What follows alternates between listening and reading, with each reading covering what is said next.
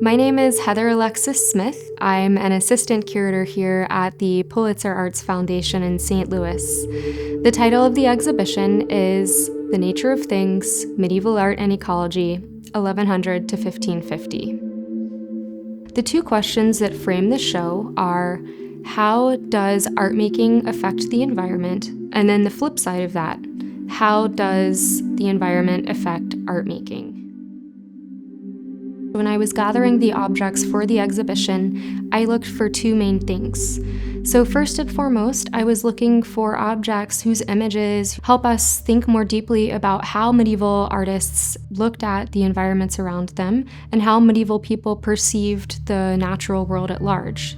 Secondly, I was looking for objects that are made of really interesting array of materials. And within that, I was looking for objects that encourage people to look very closely and think very deeply about how art connects to history and environment. The show is divided into four main sections, and each section looks at objects that come from a particular kind of environment. So first and foremost, we have forest, which looks at objects and architectural fragments that are made of wood. The second section is called Field, and it looks at a number of different objects that are made from components that come from animals and plants. The third section is called Mine and Quarry, and this looks at objects that are made of stone and metal.